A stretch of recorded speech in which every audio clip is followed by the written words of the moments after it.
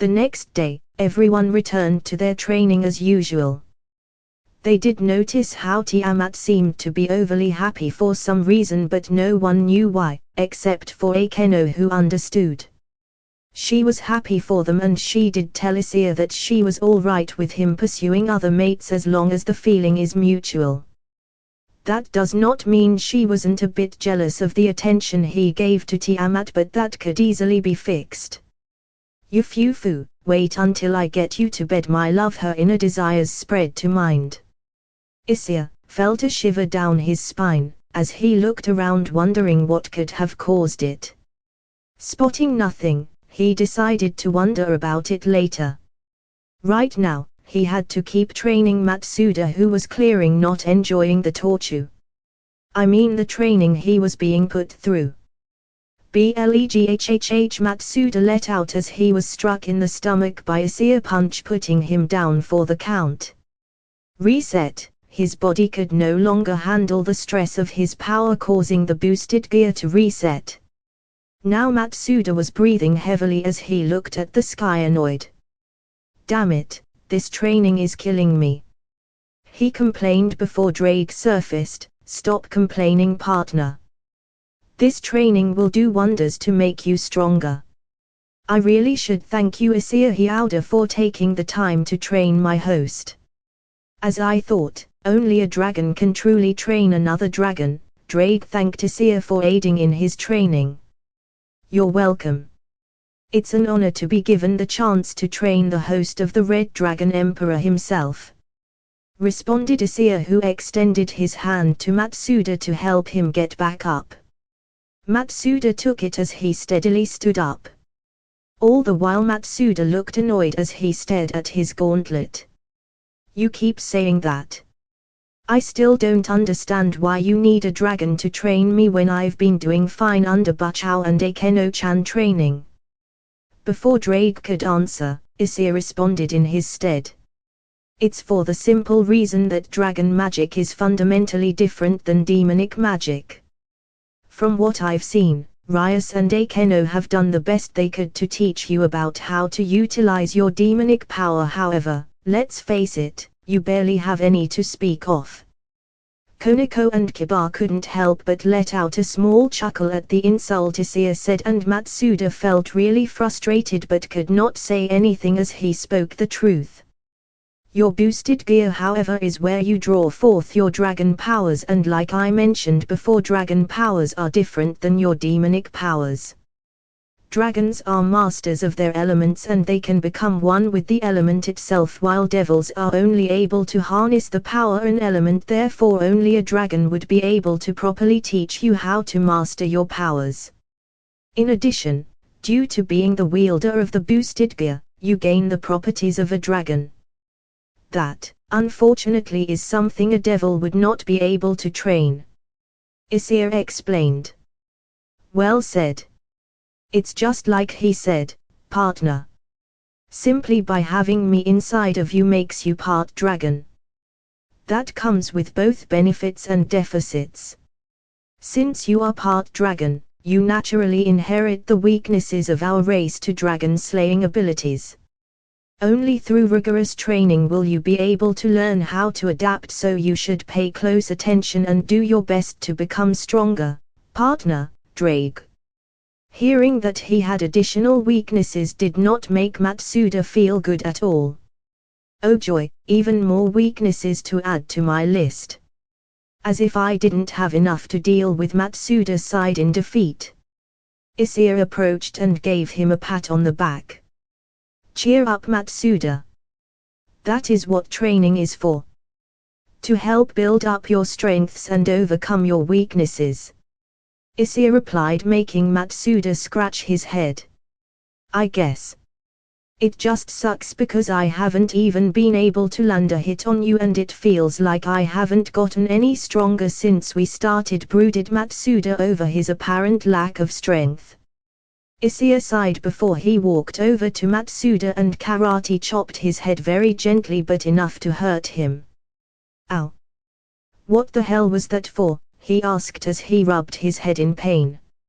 Issei simply stared at him. That was for spouting nonsense. Do you really believe that you haven't gotten any stronger just because you haven't been able to land a hit on me? He asked as he crossed his arms. Well, yeah, I mean I thought that I would at least be able to graze you after going through all that hellish training, but I couldn't do it. How am I supposed to protect Bachao if I don't get stronger? Drake was right. I am the weakest Red Dragon Emperor. Matsuda sulked, feeling absolutely dejected with himself. Issei once more sighed. Just because you could not land a hit on me doesn't mean that you haven't gotten any stronger. I suppose I just have to show you. Issei said before walking back towards the others until he found the person he was looking for. Kiba, may I have a moment of your time please? He called out to the knight who stopped his training upon being called by Issei. Sure, what can I help you with, Issei-kun? Kiba inquired. I would like you to have a spar with Matsuda to help prove a point. Kiba did not understand what he meant by that, but he was more than happy to spar with Matsuda. All right, I don't mind. Kiba accepted. Thank you. Although I would like you to do this for the spar. Issei then proceeded to whisper something in Kiba's ear. After he finished, Kiba simply nodded, indicating that he understood. They both then made their way towards Matsuda, who was waiting on Issei to see what he was doing. When he saw him coming back with Kiba, he wondered what he was up to.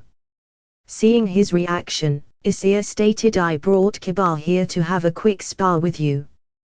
The best way to show you how strong you have gotten is by battling him. So, get ready. Issei told both of them to stand at the ready.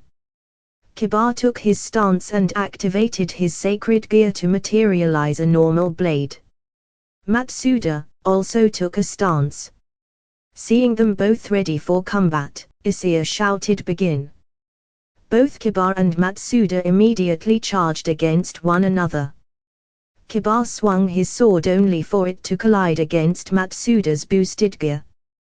Boost! Drake's usual power-up was heard as Kiba began to use his footwork and speed to try and get an advantage to be able to find an opening against the Red Dragon Emperor.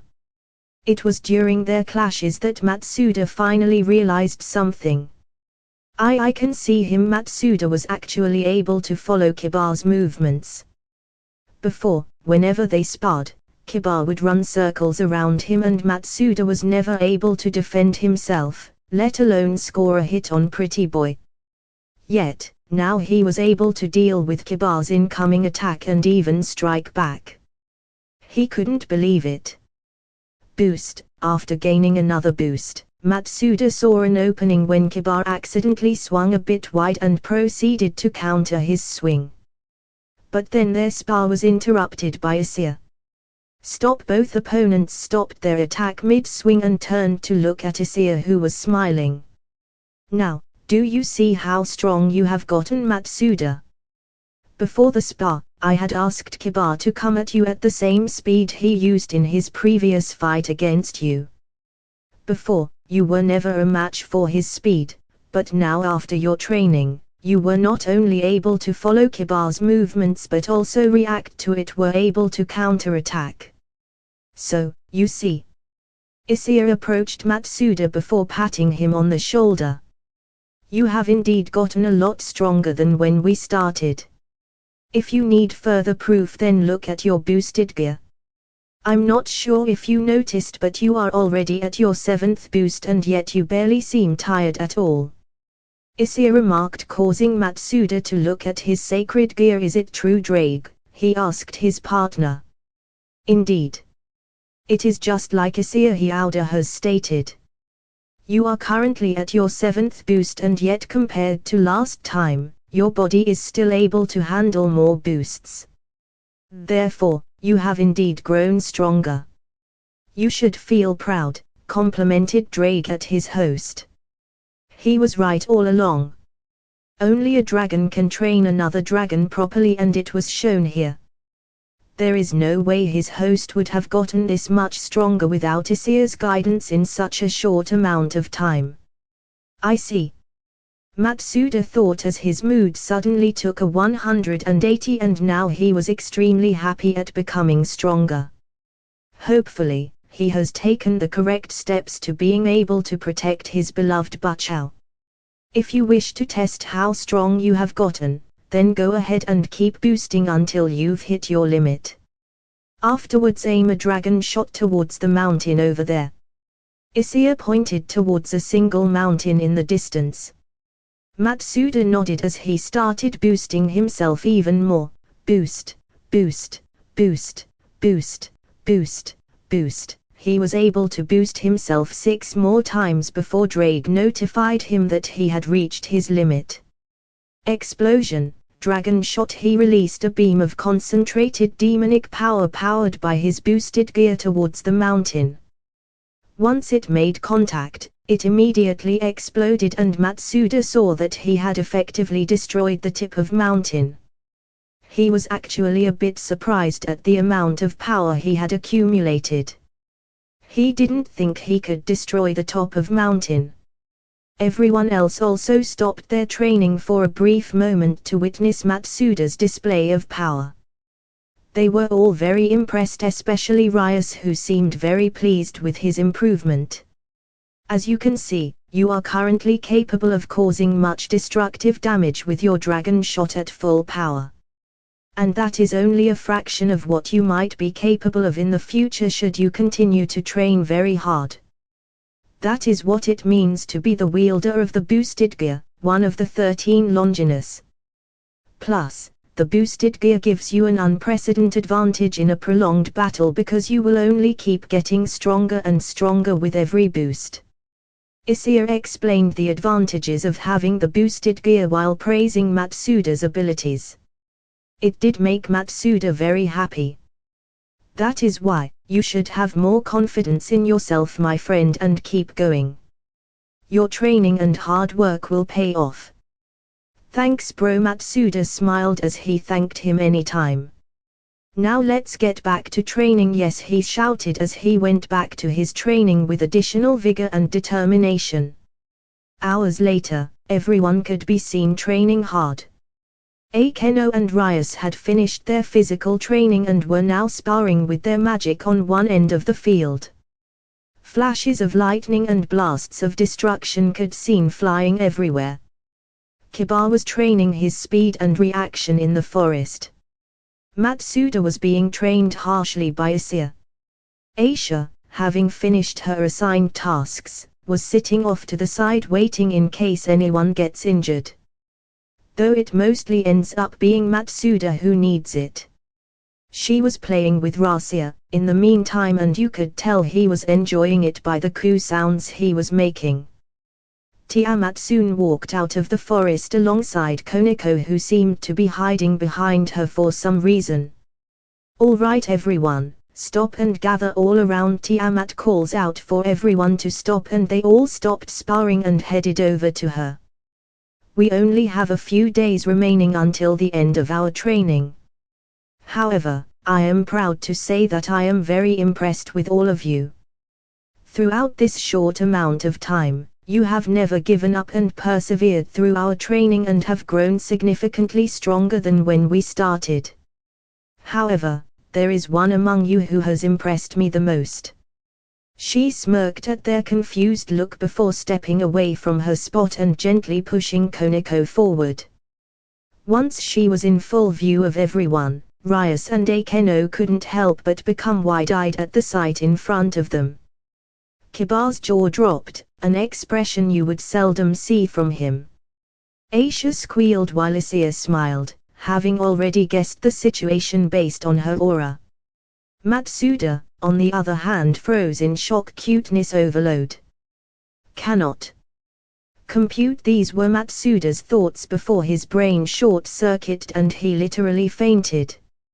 Matsuda-kun, Aisha called in worry as she hurried towards him. Meanwhile, Tiamat was laughing her ass off. Ha ha ha, told you his expression would be priceless. He even fainted. She laughed, clutching her stomach. Koneko was shifting nervously under all their gazes until she saw her king step forward. Koneko-chan, you are using your powers. Everyone could tell from her tone how shocked and surprised she was seeing Koneko use her abilities, especially given her trauma. Koneko nods slightly. Yes. I don't want to feel useless anymore. Not when you need our help.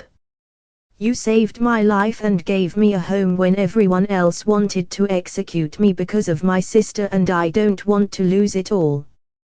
That's why I'm going to use my powers not only to protect it but also to repay you for all the kindness you showed me, Ryas-senpai. Koneko stated, causing Ryas to cover her mouth with her hands as she let out a few tears of joy, understanding that Koneko was doing all of this for her. She then quickly hugged Koneko. Thank you, Koneko-chan. Ryas thanked Koneko, feeling extremely blessed to have been given such wonderful friends as servants. Everyone smiled at the interaction except Akeno, who, while extremely happy at the interaction, had a guilty grimace on her face when she heard Koneko's speech. It made sense because both had similar circumstances, and it was true that if it weren't for Ryas, then she would have died by now at the hands of her clan long ago. It was also thanks to Ryas that she was able to reunite with the love of her life, so even if Ryas would disagree, she owed everything to her. She looked down at her hands and clenched her fists. Maybe it was time for her to show as much determination and resolve as Koneko had and do what is necessary to help Ryas. During her inner turmoil, Matsuda began to finally wake up from his little episode before holding his head. What the hell happened? I think my brain must have overloaded somehow.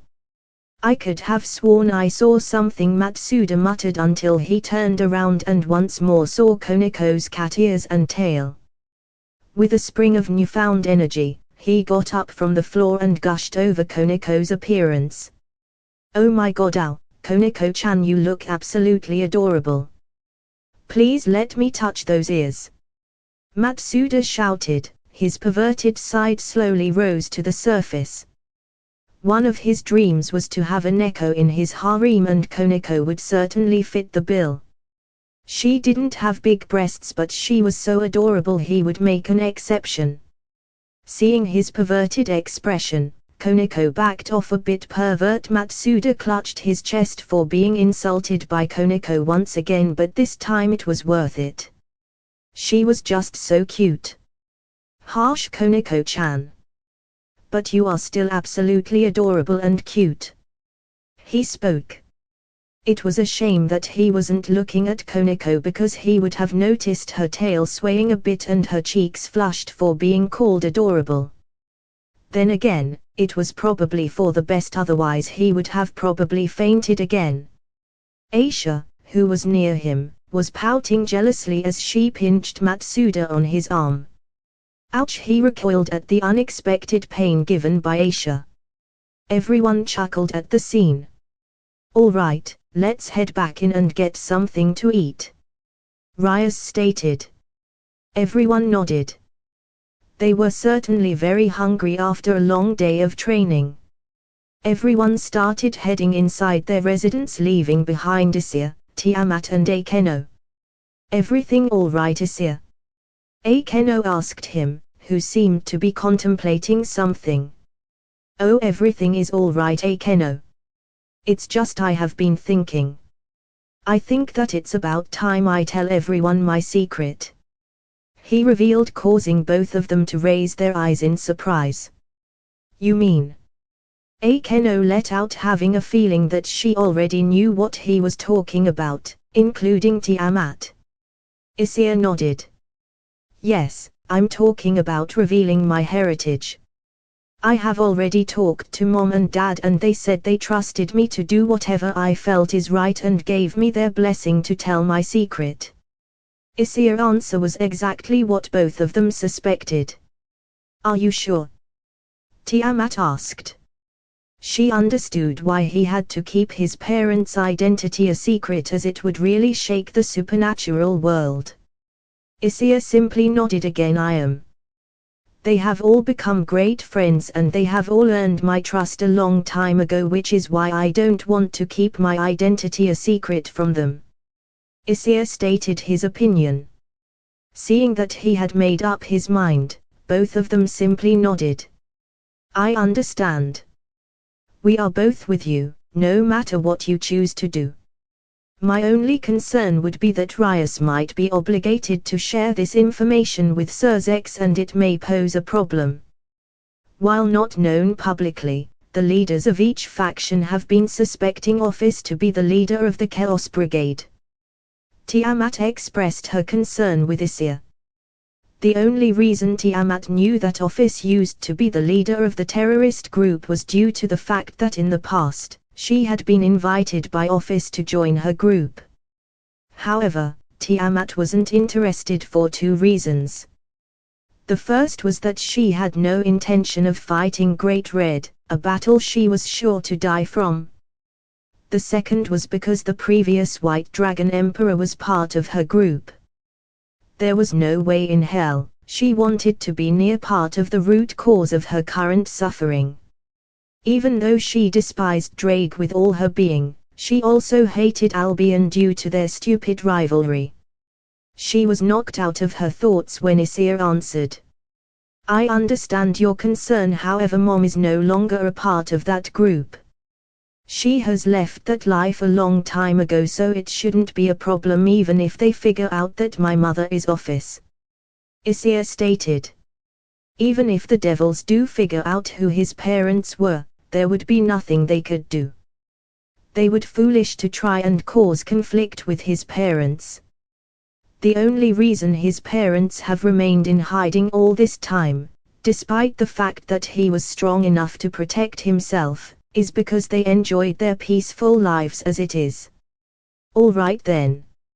I have to say I'm actually really excited to see their reaction. Tiamat giggled, imagining everyone's reaction to Issei's secret. I'm sure it won't be as funny as your reaction was. Issei teased her while smirking, causing Tiamat to blush, feeling a bit of shame at her reaction. Ara, what was her reaction? Akeno asked Issei, who began recapping what happened. Flashback: when Issei had told his parents about Tiamat becoming a potential mate, they asked him to invite her so that they can officially meet. Although, it would mostly be for Great-red since Ophis already met Tiamat ages ago, but she may as well introduce herself once more. Issei nodded and called Tiamat, telling her that his parents wanted to meet her and if she would be available to come over his place. Tiamat, of course, accepted immediately, happy that she would get to greet his parents and hopefully make a good first impression. At the same time, she was also very curious to find out who his parents were. If Issei was this strong, then what kind of powerful beings were his parents? She had always suspected that his parents might be one of the Dragon Kings but could never really prove it. Now, she would be able to meet them face to face and see for herself who they were. When she had finally arrived at their place, Issei was waiting for her at the front door. Are you ready? He asked, knowing that she was about to receive the shock of her life. I am. I just hope your parents will accept me as your mate. Tiamat stated, causing Issei to chuckle as he grabbed her hand and kissed her cheek, making Tiamat blush. I'm sure they will. He grinned before opening the front door and entering his house with her. From the entrance he could already spot his mother. Hey Mom, I'm back and I brought Tiamat, he said to his mother, who made her way towards them. When Tiamat laid eyes on his mother, she couldn't believe how beautiful she looked. She knew her human form was very beautiful and enticing in the eyes of males, but the women in front of her made her look like average. However, her beauty became the farthest thing on her mind when she approached and was able to feel her aura. Despite being heavily suppressed, there is no way she could have mistaken whose aura this belonged to, having met her so many years ago. Oh Ophis, she was shocked. She couldn't believe the Infinity Dragon God was standing before her. She turned towards Issei. "Why, your mother is the Infinity Dragon God," she shouted wide-eyed. Issei nodded. With Issei's confirmation, her shock soon turned into dread when she realized the severity of her previous actions. "Oh my God, I attacked the son of the Ouroboros," was all she could process. Forget about making a good first impression, she wasn't sure she was going to come out of this meeting alive.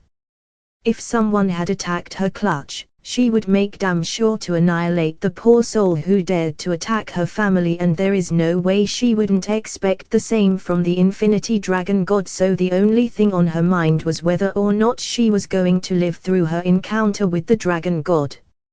Even if Issei would try to protect her, she didn't think he could match her power yet. While Tiamat was probably seeing her life flash before her eyes, Ophis noticed her sudden change in expression and took a guess about why she seemed so afraid. "I'm already aware of what transpired between you two. Issei has already told me, and you don't need to worry about it," Ophis said, knocking Tiamat out of her morbid thoughts. "Ah, really?" she asked, still a bit scared based on her tone. Ophis nodded. "Yes. Even though I'm not all too pleased about the fact that you had attacked not only Issei but Aisha and Akeno, whom I view as daughters," Issei explained the circumstances behind your behavior. "Based on that and the fact that Issei has already forgiven you, I let go of the matter. Besides, you might become a mate to my son, so it is better to forgive and forget," Ophis explained, making Tiamat let out a sigh of relief. Thank you." At that time, Great-red teleported himself back home. He looked around and spotted Issei and who he assumed to be Tiamat. He smirked and made his way towards them. Tiamat also took a look at him and assumed that the man in front of her was probably Issei's father. Although she couldn't help but compare him to a delinquent. She would never say it out loud, of course. "Hello, you're Tiamat, I presume. Issei has talked quite a bit about you," Great-red started. "Indeed I am. You must be Issei's father. It's a pleasure to meet you." Tiamat introduced herself. Unfortunately, she didn't know his name, but she presumed he had to be a dragon quite powerful to have mated with the Ouroboros. "You guessed correctly. I'm Great-red, Issei's father," he casually introduced himself. "You I'm sorry, but could you please repeat that? I think I must have misheard you." Tiamat stuttered, hoping to the heavens that she didn't hear what he said correctly. "Oh, if you prefer my full title, I don't mind. I'm Great-red, the true Red Dragon God Emperor. The Apocalypse Dragon. Although I would prefer if you simple called me Great-red or Red for simplicity's sake," he reintroduced himself, making Tiamat become slack-jawed at whom she was talking to. She turned towards Issei and shakily pointed towards his father. "So your father is?" "Yup," he simply nodded. "And your mother is?" He once again nodded in confirmation. "Oh. I see." Soon after, Tiamat fainted. Luckily, she was caught by Issei, who placed her on the sofa. Meanwhile, Great-red couldn't help but laugh. "Bway, ha ha ha, that never gets old," reminding himself of the time when Tanin also fainted when he found out that Issei was the son of both dragon gods. End of flashback. After Issei finished retelling prior events, Akeno couldn't but laugh. "Oh my, I'm surprised you actually fainted." Tiamat blushed in embarrassment, but could you blame her? The news was that shocking in the first place. "Anyways, I believe it is time we head in. I don't want to keep the others waiting," Issei stated before grabbing both of his mates' hands and heading in to meet with the others. They headed towards the kitchen where everyone was situated. Once they arrived, Rias, Akeno and Issei started preparing everyone's food. With the combined efforts of the three girls, the food was ready in a moment's time, which was really good since everyone was very hungry after a hard day's work of brutal training. They started eating and talked amongst themselves. At this point, Issei decided that it was time. "Hey guys, there is something that I wanted to talk to you about." Everyone turned their attention towards him. "What is it, Issei-kun?" Rias asked, curious about what he wanted to say. "It's about me actually. I've been keeping this a secret from you guys, but you are all my friends and I feel like I can trust you all with my secret." He smiled, making everyone except Tiamat, Akeno, Issei and Drake curious about what it could be. "All right, I think I speak for all of us when I say that we are very happy to know that you trust us highly and we hope to live up to your expectation." Rias smiled before asking him what it is he wanted to reveal. "Do you remember the first time we met?" Rias nodded to his question before he continued. "You asked me to reveal who my parents were." A light bulb instantly appeared in her head, understanding what he meant. "Back then, due to many circumstances, I could not reveal this information, but now that you are all my friends, I decided it was time to tell you. I already got permission from my parents that it was all right to tell you guys.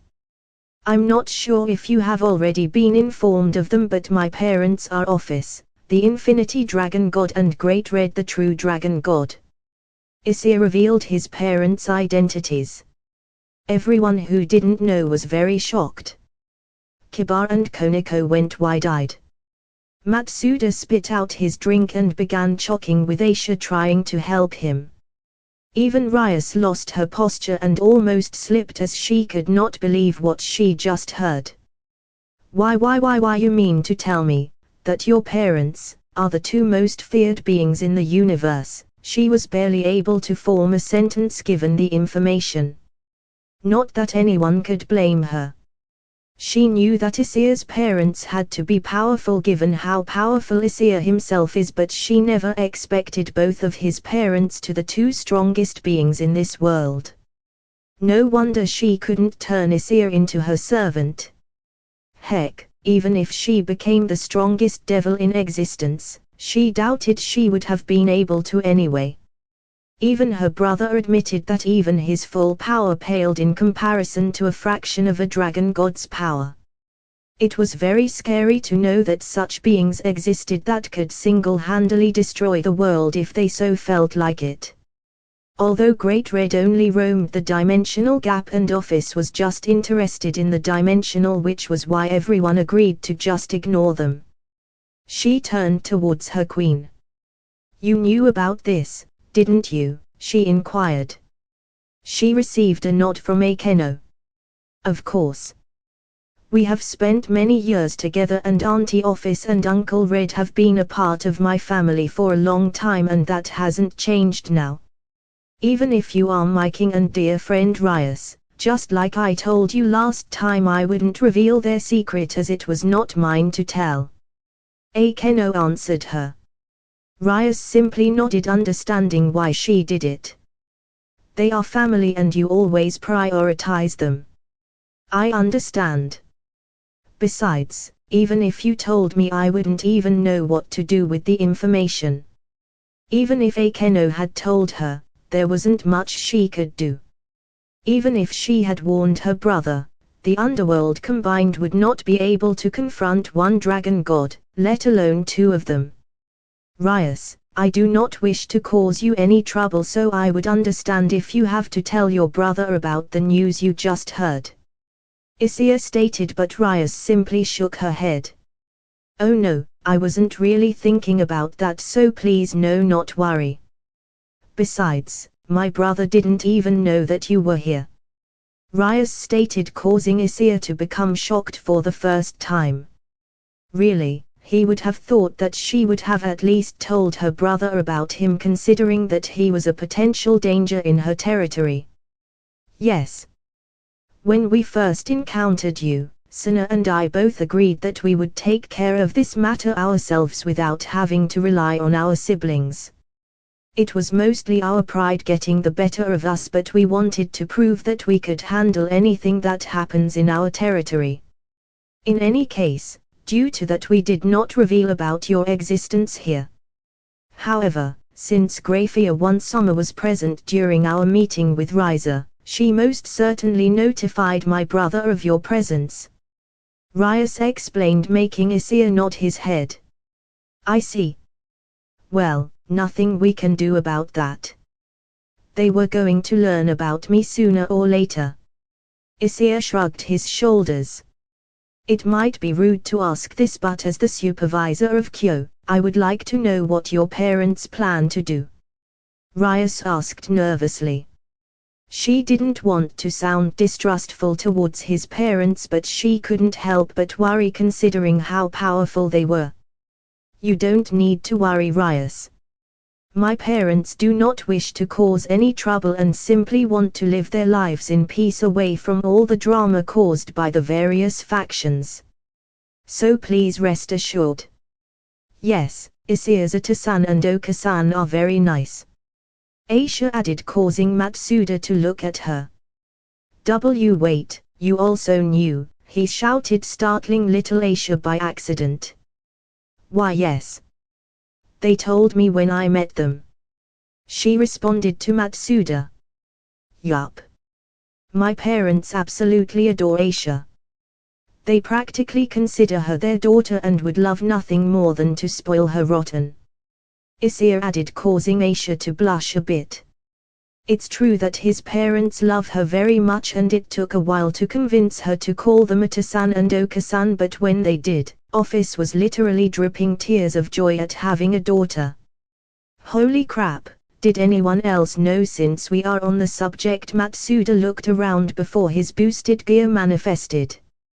I knew, Drake's voice could be heard.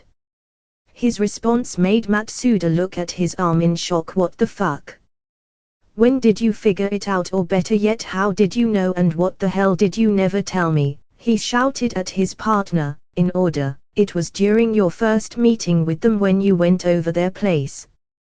Despite the fact that they were hiding their presence, I was able to tell who they were due to their close proximity. Lastly, as for why I didn't tell you, it was due to 2 reasons. The first is because Great-red asked me not to tell you, and the second is that even if I did tell you, what purpose would that have served? If you knew you were speaking to a dragon god, you would probably have gotten a heart attack and died on the spot. Drake explained. Matsuda wanted to retort but could not think of anything. Drake was probably right, he would have most likely gotten a heart attack if he knew who they were at the time. He sighed in defeat. Fine. I'll concede point to you, but still a little warning would be amazing for next time. Matsuda said. Noted, partner, Drake responded before the boosted gear disappeared from Matsuda's arm. I still can't believe that you're a dragon god. Although it would explain your overwhelming strength. Kiba said, looking at Issei with newfound respect. Koneko nodded. Does me being a dragon god bother you? Issei asked, but everyone shook their heads negatively, telling him that it didn't matter who he was since he was their friend and nothing would change that. It almost brought a tear to his eye knowing that his friends didn't care about his heritage. With the matter settled, everyone proceeded to finish eating their food and then headed out to do their own thing. Issei left the mansion and laid down on the ground to enjoy the night sky as he so often did, but he was accompanied by his 2 mates who wanted to spend more time with him. However, Tiamat seemed to be in a grumpy mood, but that was not surprising considering what they talked about during their supper. I cannot believe you told them I fainted during my meeting with your parents. Tiamat was clearly not pleased that Issei decided to spill the beans that she had fainted at the news of his parents' identities. They all laughed at her after hearing that the strongest Dragon King fainted upon discovering her mate's secret. In a way, it also inflated their ego a little bit, considering that they took the news a lot better than she did, and it felt as though they defeated her in a way. Considering that they had been thrashed all week long by Tiamat through her hellish training, it felt like a bit of payback was delivered. Of course, one intense glare by Tiamat was all that was required to shut them up, especially Matsuda, who didn't want to rekindle her hate for Drake anytime soon. Plus, they still had a few days left of training and they didn't feel like dying before their intended match against Riser Phoenix. Issei laughed seeing Tiamat pout, but also considered it very cute. He pacified her by stroking her cheek, which seemed to do the trick. "I'm sorry, it simply came up during the conversation." Issei apologized. "Yufufu, besides, are you really one to talk when you were overly excited to see everybody else's reaction to Issei's parents just a few hours ago?" Akeno giggled, causing Tiamat to look away since she did have a point. "Tush. Guess you got me there," conceded Tiamat. Issei just smiled before he noticed something. Isn't that Rias and Matsuda?" "Where?" asked Akeno. Issei pointed at the mansion's balcony, and sure enough Rias and Matsuda were spotted. They seemed to be in the middle of a conversation, so Issei focused on his hearing to be able to listen from where he was. "Butchow, I didn't know you used glasses." "Oh, this? Not really, it is just for looks. I can think more clearly with glasses on." Phew. This is proof that I have been spending a long time in the human world." Rias chuckles. Matsuda thought she looked absolutely beautiful with her negligee in addition to her glasses. He then looked over the table and saw many different papers that resemble maps and battle formation. She must planning different strategies for their upcoming battle. She then closes her notebook. "To be honest, the only thing I get by reading these is to get peace of mind," Rias stated. "Why is that?" asked a confused Matsuda. "If our opponent was a regular high-class devil, then we would be able to fight by reading this since it contains a ton of research on the opponent, but that isn't the problem. The problem is we are facing the immortal Phoenix. Just like Issei-kun and Tiamat-sama explained, there are two ways for us to defeat him. One is to beat him down with incredible power, and the other one is to keep on taking him down until his mind crushes. The first method requires the strength of a god class. The second one is to save our stamina until Razor gets his mind crushed. Even if his body is immortal, where he can resurrect his body many times, his mind isn't immortal. His mind will definitely tire down every time we defeat him. It's our win if we completely crush down the Phoenix's mind. Then he will stop resurrecting and he will fall. Obviously, it is not going to be easy, but this is the best way to come out victorious," Rias explained. The more he hears about the Phoenix abilities, the more Matsuda realizes how busted of an ability it really is. A Phoenix regeneration ability really is unfair if you need godlike powers to deal with it, he said dejectedly. However, Rias corrected him. "It's not as invincible as you might think. It's true it requires the strength of a god class being to one-shot them, but there are many ultimate class devils that could easily defeat Riser. Take for example, the current rating game champion, Daihauser Belial. His clan's power, the Worthless, can nullify another's clan's ability, thus rendering his regeneration moot.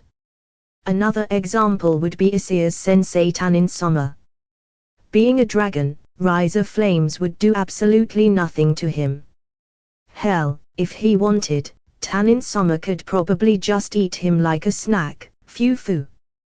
That would be one way to defeat him. She chuckled off in the distance. Tiamat and Issei laughed when they heard that because of how true it was. "So you shouldn't worry too much about it. All we can do is do our best, and I'm confident we can win and put a stop to this marriage. Rias finished. You must really hate this marriage, Bachao, Matsuda remarked. Rias sighs at this. It's not that I reject the idea of a marriage considering our situation, but... Rias looks up at the sky. I'm a gremlin. Ha. Well, you certainly are. Matsuda wasn't sure what to say, causing her to chuckle. No, silly, I wasn't reintroducing myself. I'm a devil from the house of Gremlin, and that name will follow me wherever I go. Oh, now he understood.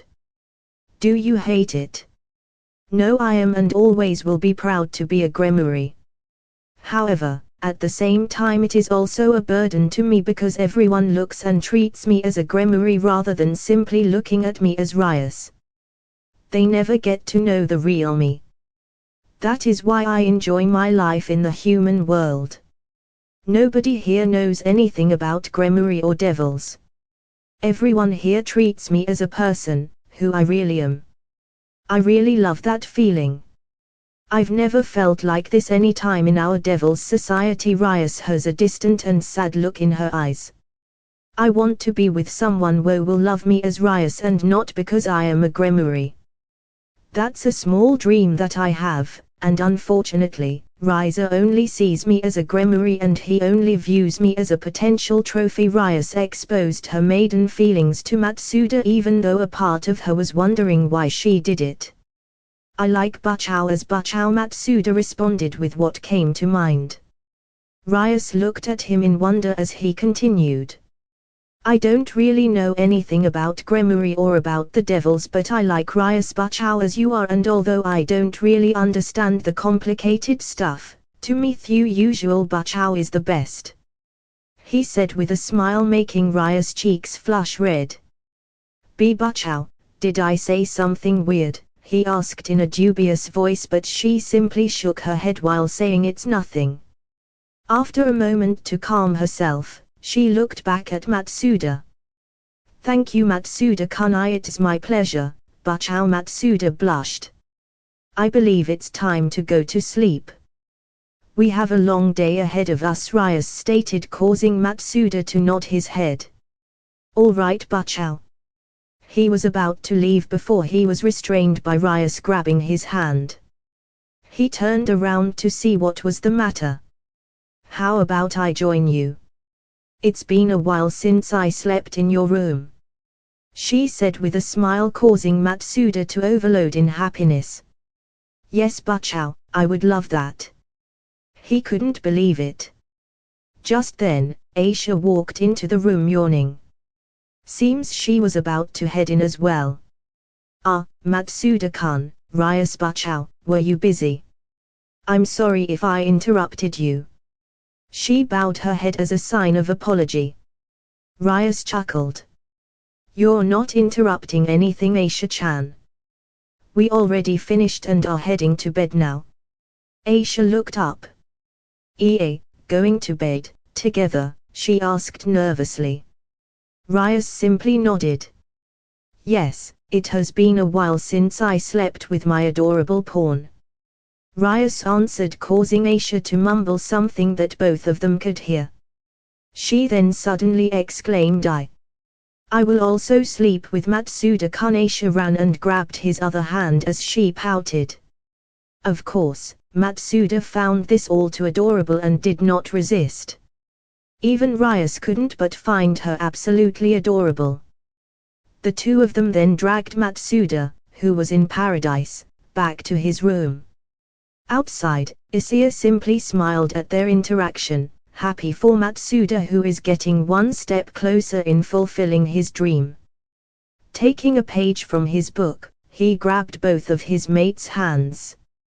How about we follow their lead and head to bed as well? Issei said. Akeno and Tiamat nodded and they made their way to Issei's room.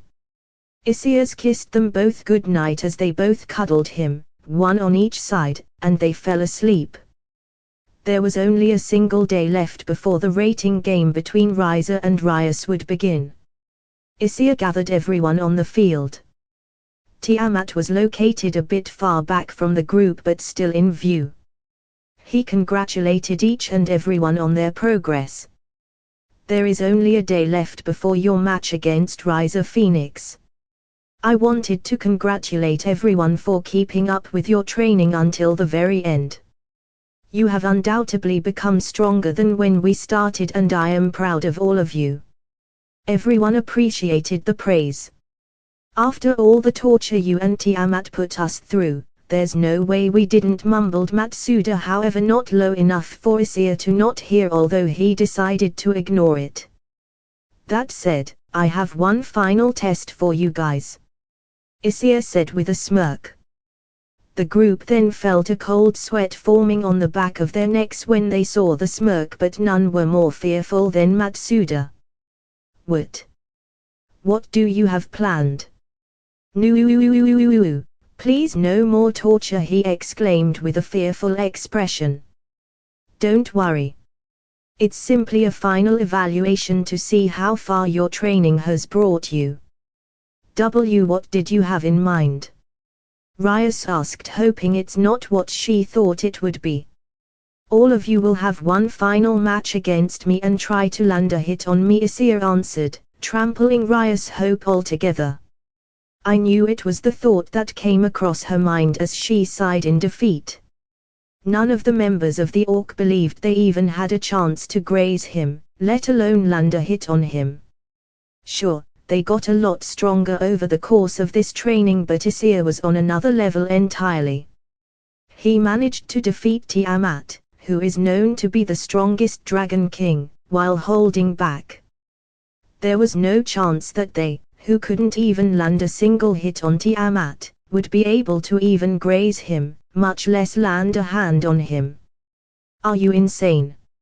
How in Mao's name are we supposed to fight you? You could destroy us in an instant without us doing anything. I have a better chance at landing a hit on Tiamat before I could even come close to you. Matsuda was crying animates. Fat chance. Everyone heard Tiamat say from the back, although no one cared at the present moment. Certainly. This doesn't seem like something we could do, Rias said in a calmer tone than what Matsuda had, however there were small traces of fear present. Don't worry, I will not use my flames or any kind of magic against you all. All you need to do is land a hit on me and you will win. Issei tried to put their fears to rest, unfortunately, with no success. Even with that, we don't stand a chance. Everyone thought the very same thing, including Tiamat herself. Even if she joined in the exercise, they would most likely be able to land a hit on him, but they would no doubt lose. Even with such a handicap, you would still trounce us, Issei Kunkiba said, what all of them were thinking. Too strong, Koniko added. I don't see us even coming close to Issei-san, Aisha said nervously. Yufufu, we are at a disadvantage, Issei Kuntilda responded, Akeno, who winked at him, earning her a small blush from her boyfriend. I see. He quickly recuperated and decided to think. He understood their concern. It was true that even with these restrictions, he could easily handle them. He simply wanted to evaluate the power they gained through training, but the last thing he wanted was to make them lose their confidence a day before their match. Taking a moment to ponder, his gaze soon shifted towards the forest when he had an idea. That's it, he snapped his fingers, startling everyone before returning his attention Rias. If I remember correctly Rias, devising a crucial strategy is fundamental in the rating games. In that case, how about I give you guys 15 minutes to formulate a strategy before I come search for you? I'll even let you decide the location where our little test will take place, Issei suggested. Rias took a moment to ponder on Issei's suggestion and had to agree that it had merit. In a rating game, strength doesn't always determine the victor. A sound tactic and strategy can sometimes become the critical factor that determines victory or defeat. It's what makes rating games so entertaining to watch. The stronger team doesn't always win. Her team was in such a position as well. While she believes the strength of her team to not lose out to risers, the man himself was the worst match for her team. They were a team that focused mostly on raw power with the exception of her knight Kiba Yuato, who focused mainly on his speed and technique. Unfortunately, their destructive power was useless against Riser due to his regenerative ability as a phoenix, therefore their options for victory has been limited. That is why they require a precise strategy in order to take him down. I see what you mean. Very well, let's do it. Although do you mind if you gave me 30 minutes? I'm very ashamed to admit it, but strategy has never been my strong point. Rias exclaimed. Even though she doubted that even after coming up with a strategy, there was still no way for them to defeat Issei, but at the very least it will give her some practice in formulating strategies. Issei nodded. I understand. I'll stay next to Tiamat and wait for 30 minutes to elapse before I head out in search for you. Although, a word of advice. Try to come up with as many backup strategies as you can within the time frame. Most times, battles never go the way you expect, so it is crucial to always plan ahead in case your main strategy fails. Victory comes to those who are able to adapt to any situation. At least that is what my sensei taught me. Advised Issei before leaving to give them time to come up with their strategy. He suddenly felt his arm being enveloped by a certain dragoness voluptuous breasts, causing him to blush and making Tiamat smirk. My oh my, it never gets old to see such a strong dragon acting in such a manner, but in a sense, it makes me fall in love with you even more, Tiamat said seductively before giving him a surprise kiss on the lips. After separating, Issei decided to share his thoughts with her. So, what do you think their odds are? Tiamat's expression then turned into a serious one as she answered his question. If you are talking about this little exercise here, then unfortunately, I doubt they will be able to even land a hand on you no matter how many different strategies they come up with. A few days of extensive training cannot overcome the gap in strength with you, who has obviously trained for years with Tannin no less. Tiamat told her unbiased opinion, not mincing any words, but she told the truth. However, if you are talking about their eventual match with the devil, then I would say that their chances of victory are slightly higher than before. Unfortunately, the opponent they are about to face is probably their worst matchup. They have undoubtedly grown stronger during our training and would no doubt be a match for even seasoned high-class devils. However, against the regenerative powers of the Phoenix clan, that power will do them no good since he can simply recover. If the Gremory princess had the same power as her brother, then it would be an entirely different story, but at her current level, her power of destruction is not enough to take down a phoenix. As it stands, the only ones who stand a chance to damage him is the Rook Neko Shalkoneko and your other mate Akeno's holy power. However, it seems Koneko can only apply her senjutsu in close quarter combat, which means she has to be able to land a hit for it to be effective. It's to be expected since she only started using her senjutsu during our training. The problem now seems to be Akeno, who seems reluctant to use her fallen angel powers. I assume you know more about this than I do, but it would be a huge advantage if she were to utilize her fallen angel's abilities, considering they are up against devils. Even a simple graze from her light powers would be able to retire almost every single member of Riser's peerage and ultimately be able to take down Riser himself. He was impressed how Tiamat was able to accurately describe Riser's team's strength and weaknesses so clearly, and he had to admit that she was right. At this point in time, the only two combatant that can damage that annoying chicken is Akeno and Koneko-chan, but it comes with its own sets of complications. Bottom line, their chances of success is still little, but he has confidence that they will be able to pull through. If not, then he will take matters into his own hands. With matters regarding Akeno, he could do nothing but be patient. Her issue with her power stems from her emotional trauma that occurred in the past, so until she is ready, he would not pressure her despite the fact that he desperately wants to be able to reunite both father and daughter together. You are right, Tiamat, but I still have faith that they can overcome such adversity and come back home with a win," said Issei with absolute confidence. Seeing this caused Tiamat to smile as she held his hand.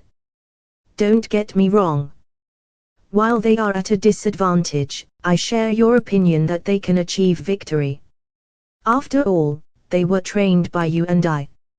In addition, they also have another advantage. Riser is extremely arrogant and overconfident in his own ability. The typical pure-blood attitude, so he will no doubt underestimate everyone's power. He will probably hold back during the game and send out his peerage first rather than taking the stage himself. His arrogance could be his undoing. Like I previously said, all they need is for the Koneko and Akeno to land one clear shot and victory will be in their grasp," she said, agreeing with him, further outlining any advantages they hold over Riser. "Thanks, Tiamat. Oh, seems 30 minutes have elapsed and Rias and her team have gone and hidden themselves. I'll be off then." He separated himself from her embrace. "Don't beat them up too badly," she chuckled. Issei looked back at her. "I'll do my best, but no promises." This is supposed to be training after all. He gave her a final wave of his hand before heading off into the woods, wondering what they had in store for him. Using his enhances senses, he was able to track the group by smell. He leisurely took a stroll through the woods, happily whistling, admiring what Mother Nature provided. A few minutes into his stroll, he started to sense a bit of magic scattered out in front of him. "I see. This must be the site for their ambush. I got to hand it to Rias, she devised a decent strategy. Good cover, lots of hiding places, narrow paths for me to follow should they retreat. A shame she did not think to cover the traces of magic they used in their traps. An opponent who is magically inclined would definitely be able to determine the locations of their trap based on the magical residue left behind. Being a dragon himself, he could easily identify where the traps have been set. However, overall this is an excellent strategy." Issei finished his thoughts. "Let's see what they got," he whispered as he made his way towards the ambush location. Meanwhile, the others stood in position, waiting for their target to come to them. "Where is he?" whispered Rias. She was hiding in a brush waiting for Issei to show up. "I don't know, he should be here by now," she heard Akeno communicate. All of them were positioned to encircle Issei once he steps into view. The plan was to herd him into one of the traps Kiba set up, which was hidden by undergrowth. They had multiple traps set up, hoping that at least one of them would catch him. Some traps were hidden swords that would fly at him when he stepped on the trigger, while others were a sticky mixture of mud and water to slow him down enough for one of them to land a hit on him. They knew he would easily dodge a sneak attack if he had full maneuverability. That is why they placed as many movement inhibiting traps as they could without making it obvious. They also did their best to narrow the path, leaving Issei less space to dodge. And even if the traps didn't hit him, they hoped it would distract him long enough for all of them to launch an all-out assault against him. This was the only chance they had to land a blow on him. Eventually, they started hearing a whistling sound and they immediately stood ready, knowing he was inbound. Soon they spotted him moving closer and closer towards their trap. However, he stopped all of a sudden. This raised alarm bells for the others, who wondered what he was doing. Issei then picked up a rock and then threw it on the ground a bit further ahead of him. Rias understood what he was doing. The moment the rock hit the ground, all the traps they set activated, hitting nothing but air, rendering their traps ineffective. I'm impressed you were able to set up a large number of traps with the time you had. Not only that, but from what I see, your traps were designed specifically to impair my movements. Very well done. He complimented them even though their traps were useless. Boost. Hearing Drake's ability, Issei turned around to notice both Matsuda and Kiba coming straight at him. Issei sprouted his wings and flew up to dodge their assault. Hey, I thought you said you weren't going to use magic. Matsuda complained, looking up at Issei, who simply tilted his head. What do you mean?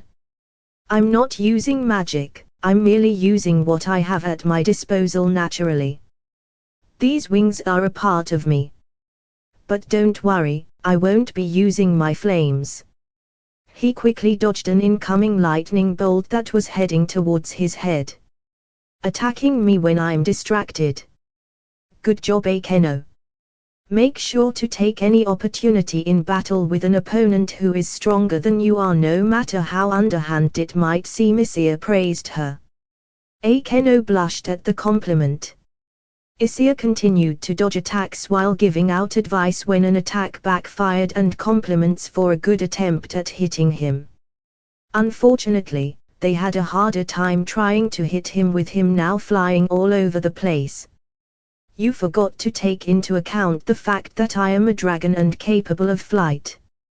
You should have also placed several traps in the air to impede my maneuverability. Don't forget that your opponent is also a devil, so being able to fly is a given, and the fact that he is a phoenix as well means that it is guaranteed that he will take to the skies. Issei then proceeded to land. Now, I believe it's my turn, he said, cracking his knuckles, causing everyone to feel a shiver on their spine. Crap, in that case. Drake, do it. Right.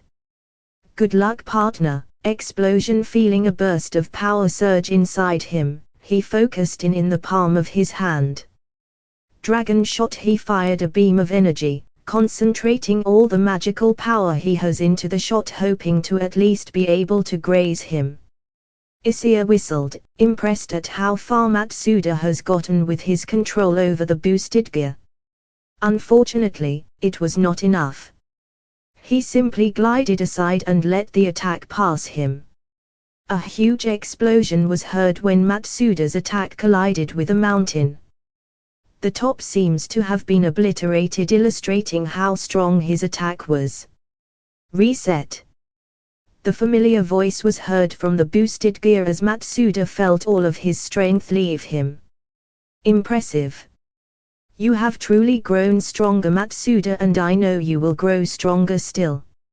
Issei remarked. Damn, right.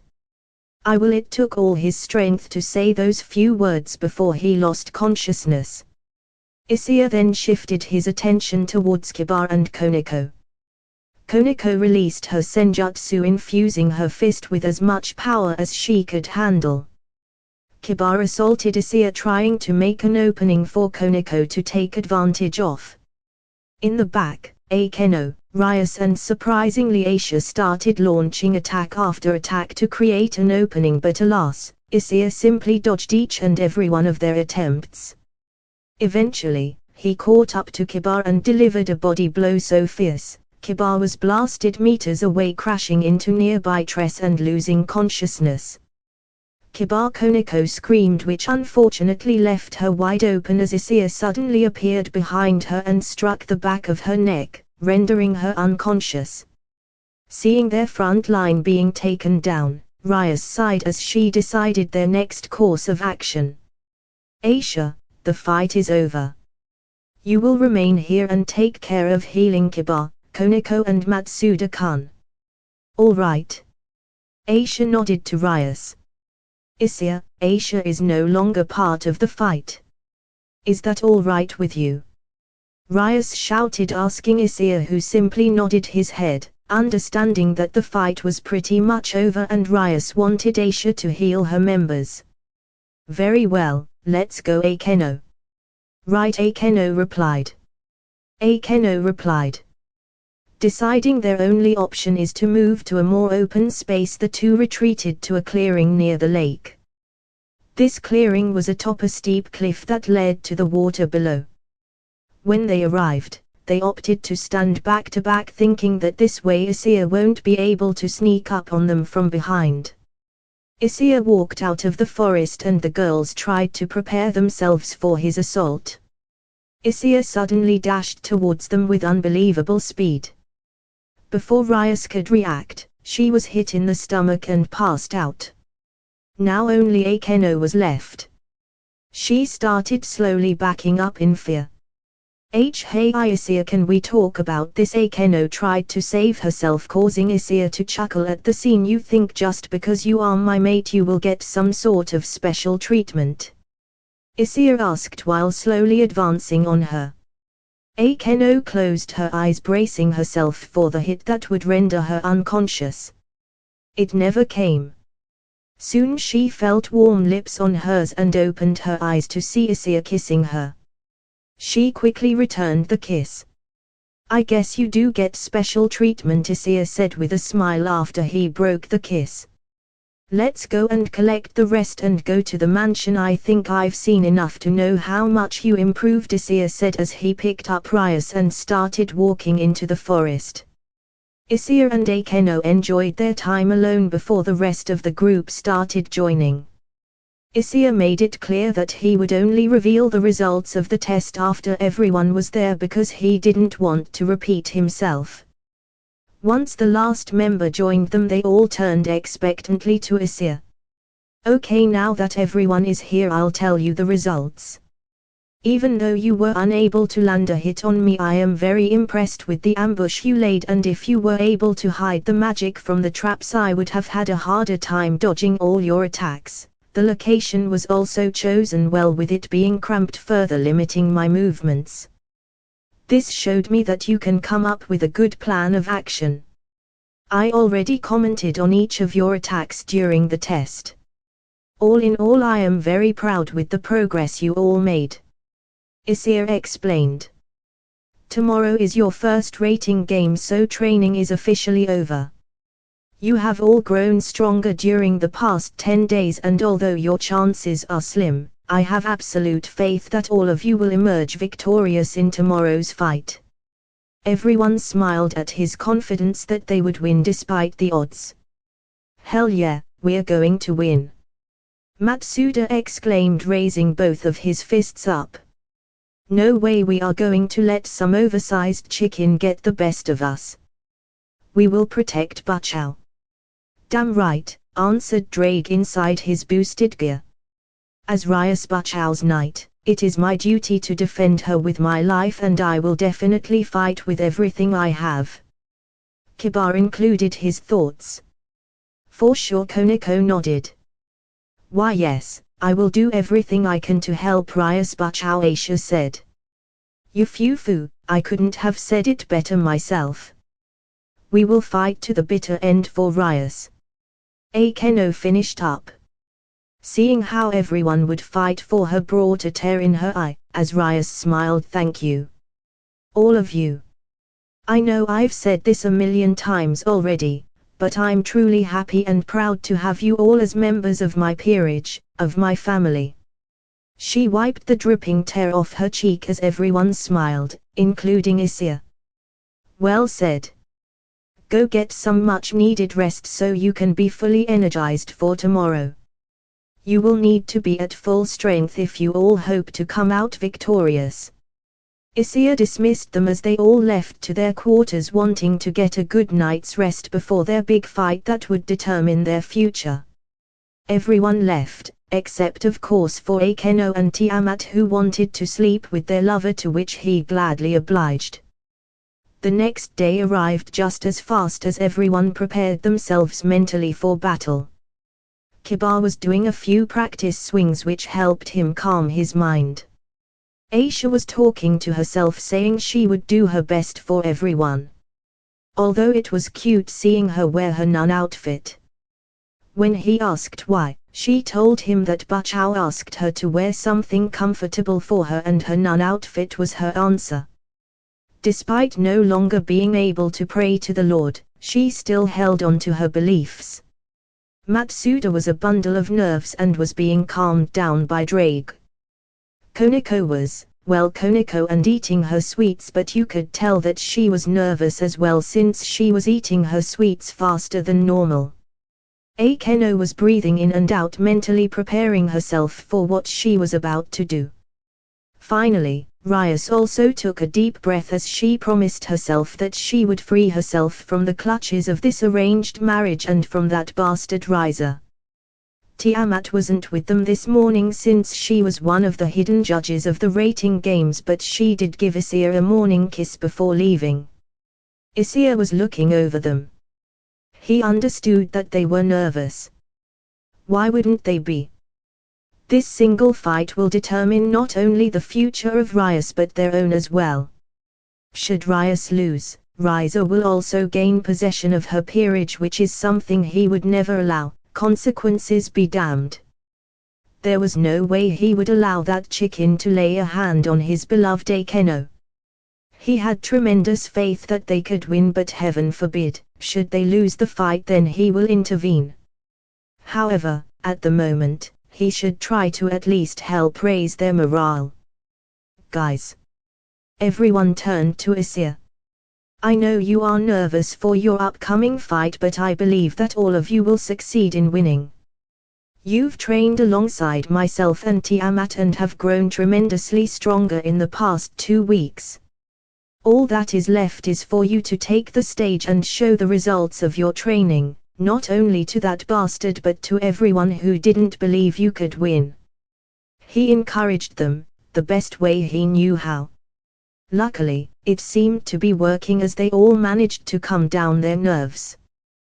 Thank you, Issei-kun.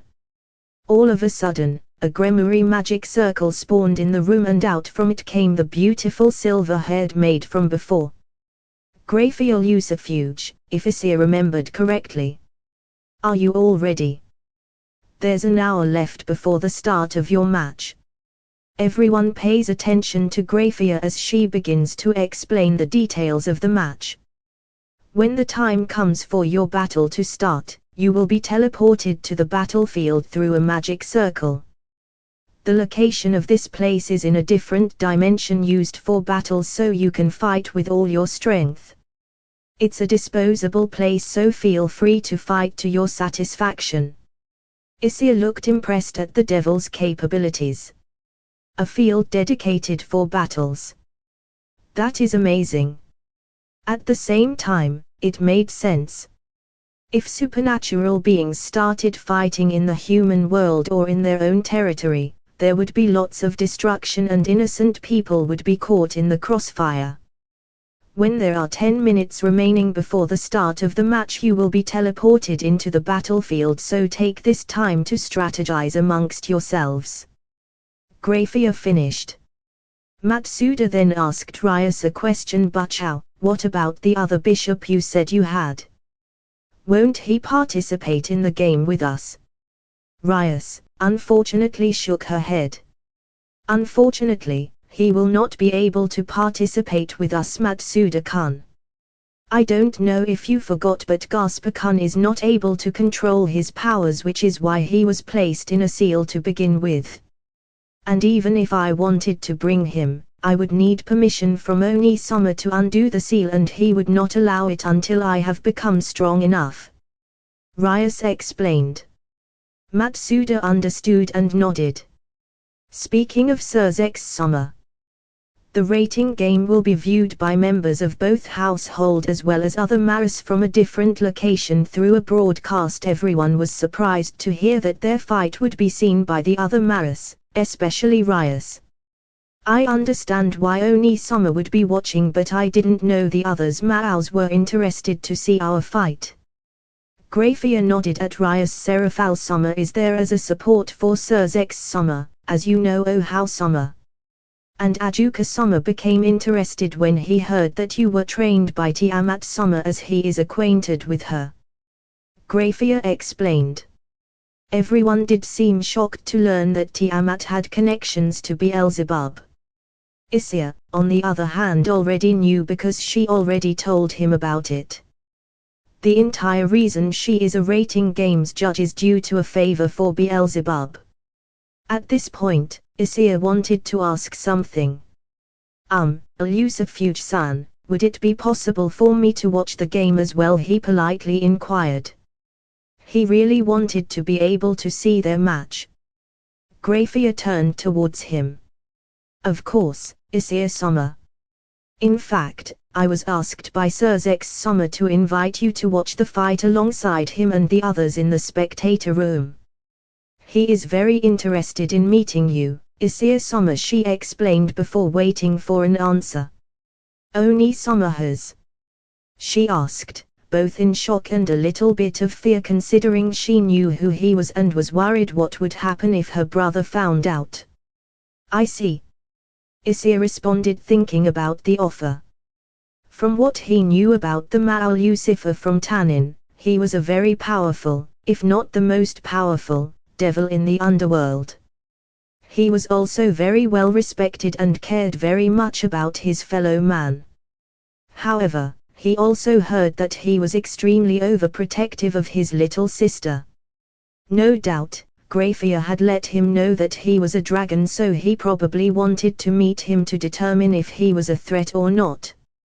He would be lying if he said he was not interested in meeting the man that his sensei believed to be superior in strength.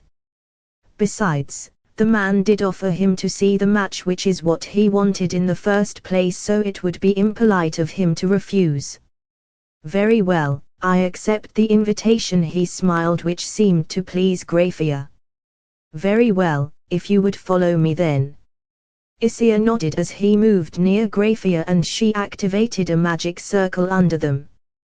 Before he left, he looked at everyone. Best of luck to all of you. I have faith in each of your abilities and I have no doubt that you will come out victorious. He wished them all good luck. Yes, they all responded before he was enveloped in light and disappeared from the room alongside Grafia. Issei soon found himself in some part of the underworld alongside Grafia. If you would follow me, Issei-sama, then I will guide you to the Surzex-sama and the others. She bowed towards him, making Issei sigh as he was not used to all these formalities. All right. By the way, you do not need to address me with the sama. I'm a dragon and we have no need for formalities. I would much prefer if you would address us simply Issei, if that's all right with you, he stated. Grafia nodded. Very well then, Issei-san it is then. In that case, feel free to call me Grafia or Yusufuge-san as you have been doing. Both are acceptable. She responded, making Issei smile. Great, in that case, please lead the way, Grafia-san. He motioned her to lead, to which she nodded and he followed behind her. As he followed, he looked at his surroundings and was amazed that the underworld almost looked like the human world except with all the devils flying around. In a way, it makes sense. Most of the devils' interaction lie in making contracts with humans, so they must have incorporated much of the humans' way of living into their own. Pretty cool if you asked him.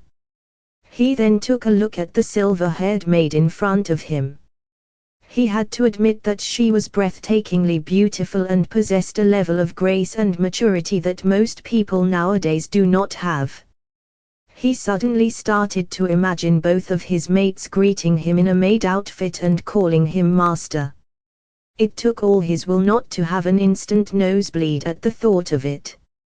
He quickly shook his head and decided to start some idle chat with Grafia to help clear his mind as they made their way to their destination. Grafia-san, if you don't mind me asking. Are you married to the Ma'al Lucifer, Sirzex? I have heard Rias refer to as you one summer, which would imply that you married into the family. He was very curious about that, yet it would seem that a small part of him dreaded the answer to the question. To his silent relief, however, she shook her head. I'm not married to Sirzex Summer.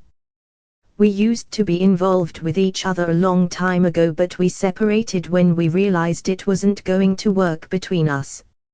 He is what the humans would refer to as my ex-boyfriend. As for Ryaso How Summer, even after we broke up, she still continued to call me her one summer, which Sirzex and I didn't mind, although only in private, she explained, which surprised him. Oh, I see. However, doesn't it feel weird working for him as his queen? He asked. Not really. Sirzex Summer and the Grimoire still treat me as a member of the family, and I am honored to work for them both as a maid and as Sirzex Summer Queen, she stated, still looking forward. Wow, you really are an amazing woman, he spoke honestly, from his heart. For a moment, he saw her faltered in her steps.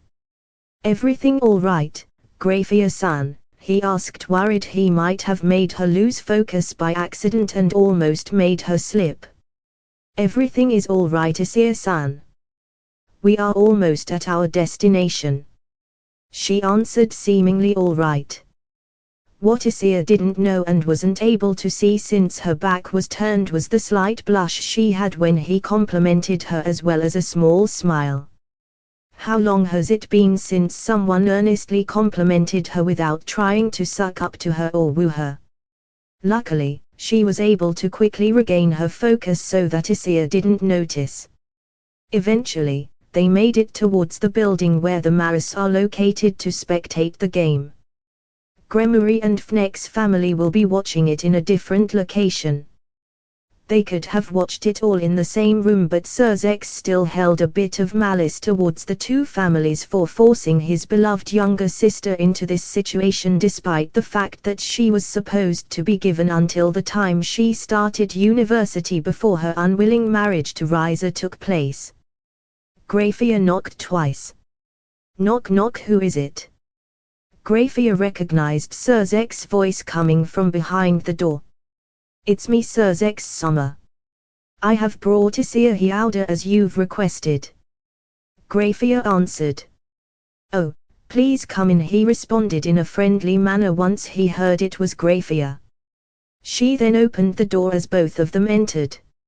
Issei surveyed the room and spotted three figures in front of him. The first was a crimson-haired man with blue eyes who looked to be in his 20s.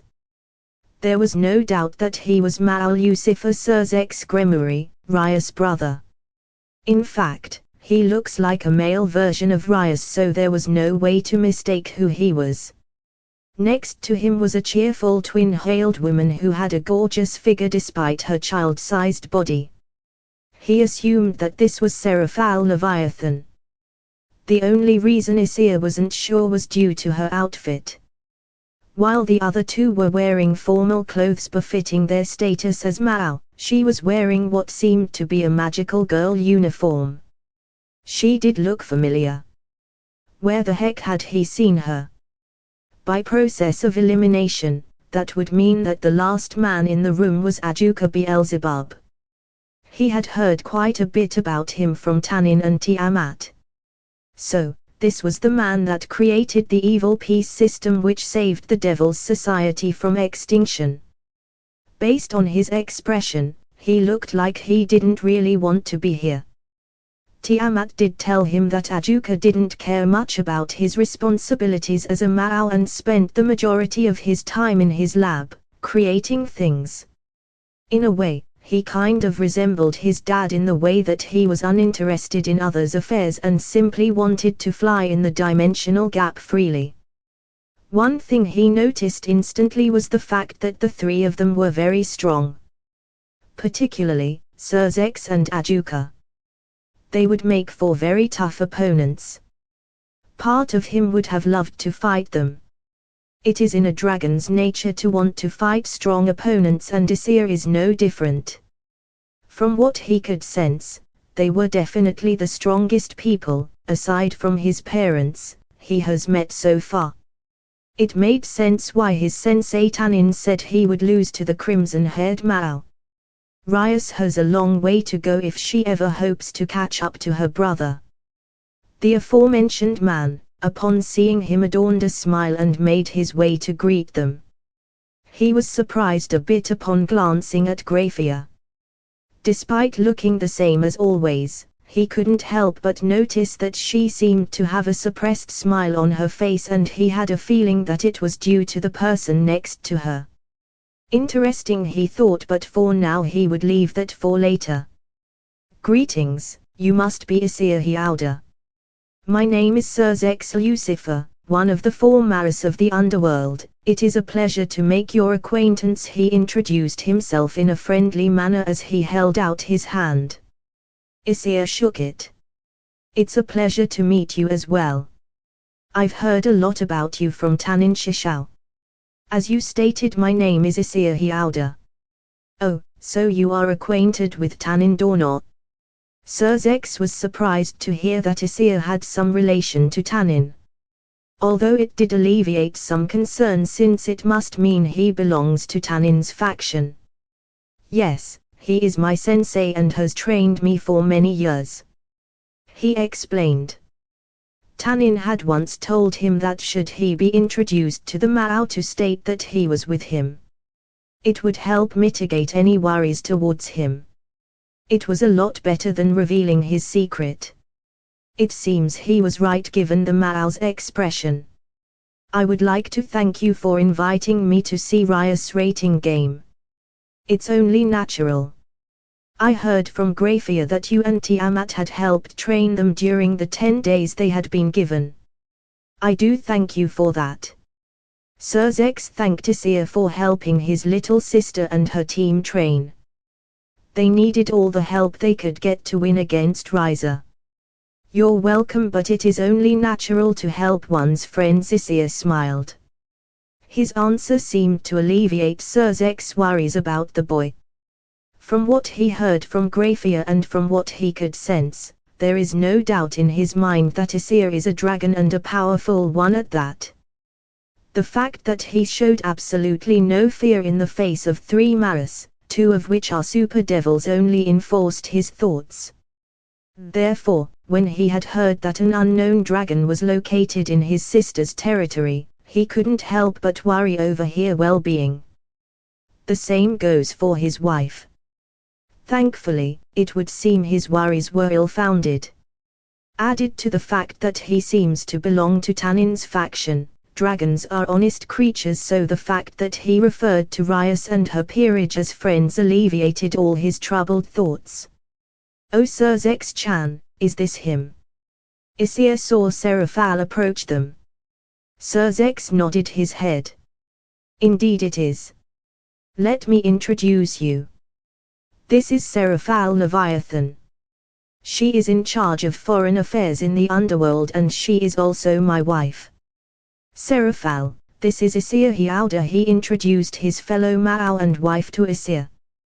Just like Serzex-chan said, I'm Serafal Leviathan, or Magical Girl Leviathan. Pleased to meet you. She made her pose just as she did in her show. She was certainly a very cheerful individual, Issei remarked. It then clicked in his head where he saw her when she introduced herself. Oh, so you're from that Magical Girl show, remarked Issei.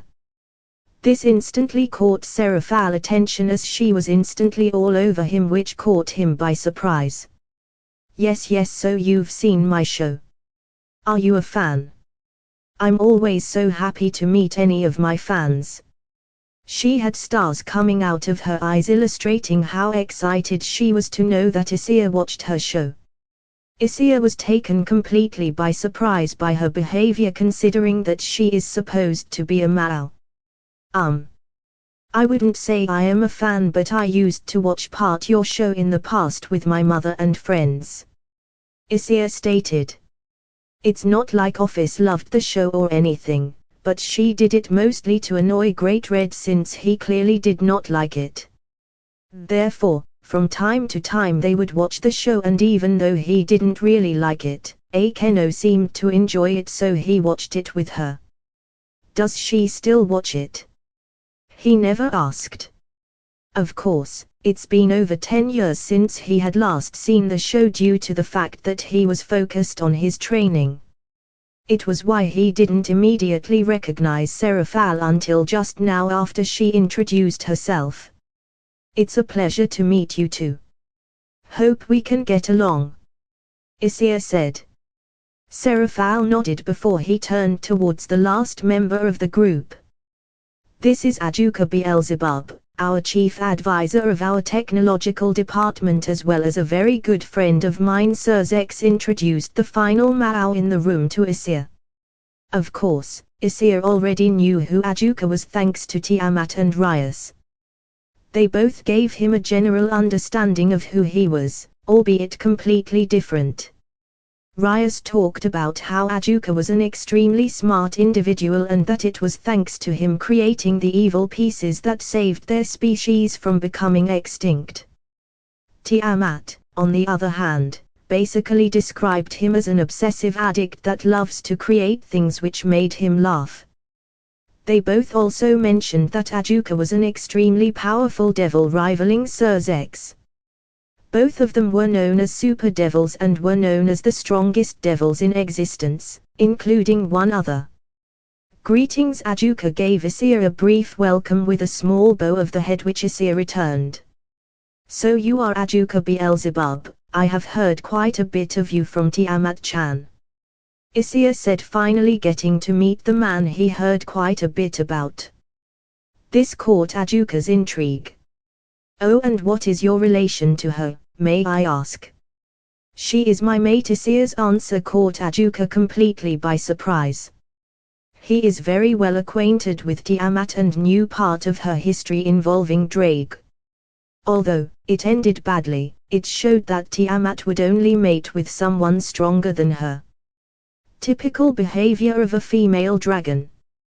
However, Tiamat was the strongest dragon king, capable of standing toe-to-toe with Mao-class beings, and if she mated with the boy in front of him, it meant she acknowledged that he was stronger than her. How very interesting was Ajuka's current thoughts. His eyes showed a keen interest in the being in front of him. Seeing this, Issei felt a small shiver as if he was being analyzed. Seeing this, Sirzex intervened. Ajuka, can't you see you are making him feel uncomfortable? Issei is here to see the rating between Rias and Riza, not to become part of an experiment. Sirzex knew what the glint in his friend's eyes signified. It was just one part of Ajuka. Whenever he becomes fascinated with something, he wants to understand it. You're no fun, remarked Ajuka as he backed off from the boy. Sirzex-sama, Ajuka-sama, Seraphal-sama and Issei-sama, it is almost time for the match to begin. Grafia interrupted their conversation, letting them know that the fight was about to start and they should take their seats. Everyone nodded and Issei ended up sitting between Sirzex and Grafia. Before the game begins, Sirzex asked Issei a question. What are Rias' odds at winning the game? He wished to know what his sister's chances were after her training. To be honest, her odds aren't that great. As you probably already know, her opponent is the worst matchup for her. Rias' power of destruction is a dangerous ability, but against Riza Phoenix regeneration, her ability is rendered useless. Despite all our training, she is not yet at a level where she could defeat his regeneration in a single blow. He began explaining. Sirzex could only nod since he also understood where he was coming. However, that does not mean that they are helpless. Their odds may be slim, but they do have a chance at winning. Rather, I have faith that they will overcome the odds and come out of this match victorious. They have trained extremely hard and have become so much stronger. We have already come up with a plan in order to deal with her opponent. All that is left to do is to see if they can accomplish it. Issei finished explaining. Sir Zex nodded. I see. I am very happy to hear that. He could only hope that Issei was right and that his little Riatan would be able to come out of this fight victorious, otherwise she would be forced to marry with Rise of Phoenix and there is nothing he would be able to do to intervene due to his status as a Mao. The game is about to begin. If both teams are ready, then please head to the magical circle that should have appeared before both teams. They heard Grafia announce the start of the rating game. Ajuka snapped his fingers and conjured multiple screens that showed both teams. And so the game has officially begun. Matsuda POV. Finally, the game is about to start and I won't lie, but I am nervous as hell. Why wouldn't I be?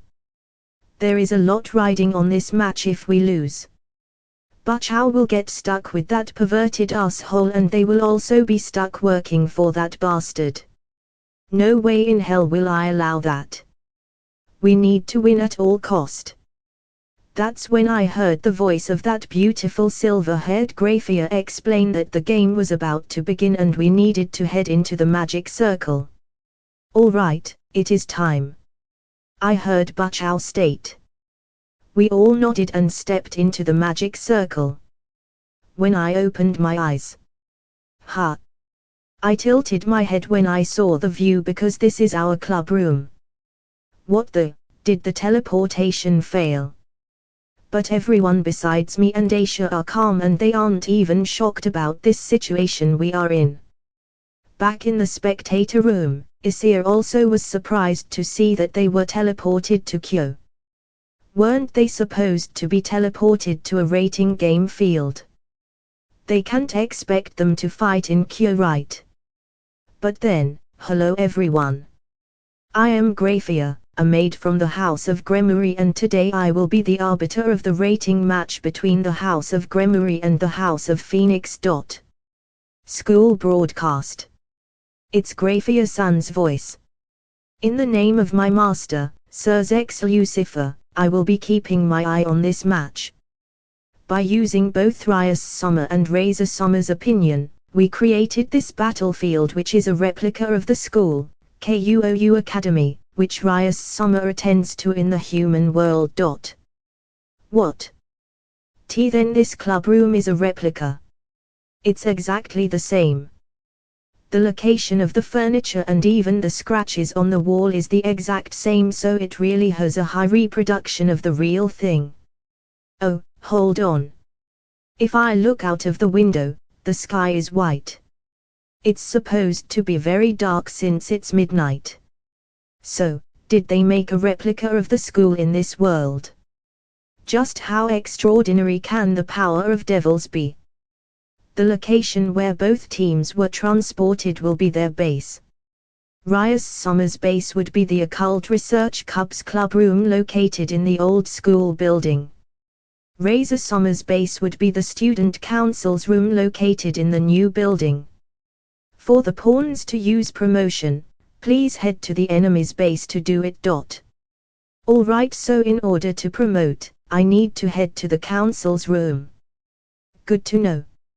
Similar to the actual chess, promotion is a special move you are able to do if the pawn reaches the furthest part of the enemy's base. I can change into any pieces besides the king piece. Likewise, Razor's pawns can promote if they get here. Unlike us, where I am the only pawn, they have 8 pawns. If they all turn into queen, we are in deep shit. Everyone, will you all please put this transceiver in your ears? Akeno-san gives everyone an earphone-type transceiver. Bachao says it while putting it in her ears. In the battlefield, we will be using these in order to communicate with one another. Make sure not to lose it. I better make sure I don't lose or break it. Now it's the time for the commencement of the battle. Also, this match will continue till dawn in the humans' time. Without further ado, the game starts now. The school bell rang indicating the start of the game, and thus my first rating game began. Normal POV. Issei was surprised when he saw that the rating games field was modeled after their school. However, he was also pleased because it would prove to be an advantage for Rias since it gave her home field advantage. Do you know what strategy Rias is going to use for the match? Surzex questioned Issei, who nodded. Yes. As you already know, there are two ways to defeat the regenerative powers of a phoenix. Either by one-shotting him with overwhelming might, or to wear him down until he can no longer use it. Despite having trained extremely hard, they unfortunately do not yet possess the power of an ultimate class, much less of a god, to be able to defeat Riser in a single hit. That is why they will attempt to wear him down until he can no longer use his regenerative abilities. Of course, this will not be easy since they still need to get past his team members before being able to deal with Riser. The plan also requires that the entire team will be needed to take on Riser for it to work. The odds are against them, but I believe it is their best bet to win the game. Issei explained the general strategy to Surzex. I see. I hope it works out, he said. Don't worry, Surzex-chan, I'm sure Rie-tan will be able to win. Seraphal tried to cheer him up, which seemed to work. Issei knew that it was going to be a difficult battle, however they also had another advantage, which was Riser's overconfidence in himself. Looking at the screen, it would seem that he decided to stay behind alongside his queen and simply sent out the rest of his team members after formulating a plan. This was very good for Rias and the rest, since they needed to leave him for last while they took out his peerage members. They will need to take advantage of Riser's hubris for as long as possible and take down his team so that they will be able to face him together at the end. Hopefully, they will succeed. Good luck all of you. He wished them good luck in his thoughts. Back in the field, Rias was discussing the strategy with her team. First, we have to take down Riser's pawns. It will become very troublesome if they all promoted to queen. Rias says it while sitting on the sofa, seeming quite confident, which is normal considering all the training she has been through. Akeno started to prepare tea, which confused Matsuda since they were in the middle of a match. Bibuchou, you seem pretty calm. Of course I am, Matsuda-kun. I need to be. The rating game is originally a game that doesn't finish in a short time unless it becomes a blitz, but I need to be able to maintain focus throughout the entire game. Now, let's get back to the topic at hand. We have our strategy thanks to Issei's help, so now it's time to implement. First of all, we need to have a general understanding of the layout of the field. Fortunately for us, our school has been selected as the stage for our battle. Yuato. Yes. Kiba spreads a map of the school on the table after Rias urges him. However, the map seems to have been divided into a grid similar to a chessboard. Rias draws a circle around the old school building and the new school building with a red pen. What she marked was her base as well as her opponent's. There's a forest near our base. It's safe to assume that it is also our territory. In other words, the new school building would be Riser's territory. It's quite possible there will be an ambush once you enter his territory. The school field is visible from the new school building, so it is dangerous to pass through here. We need to be very cautious. We cannot teleport using magic circles, so we will have to travel by land. Yuato raised his hands. Why not use our wings? He asked, but Rias shook her head. We would be sitting ducks if we were to take to the sky. This strategy would favor Riser's team due to their numbers advantage. In addition, both Matsuda and Aisha aren't good at using their wings yet. Rias explained the flaws in Kiba's suggestion. Both Matsuda and Aisha looked down in shame. Sorry, they both said. Please don't worry about it, you two. Like I said, I never intended to take this battle in the air. Then do we have to go through the sports ground to get to the new school building? Rias chuckled at Matsuda's question. Normally yes. But the enemy will also be aware of that. So he'll most likely have his servants positioned at the sports ground. He will have a knight or a rook positioned at one of the club rooms located at the sports ground. No, since it is a sports ground which will require mobility, I'm sure he will have a knight as well as 3 pawns positioned there. Then he'll have control of the whole place.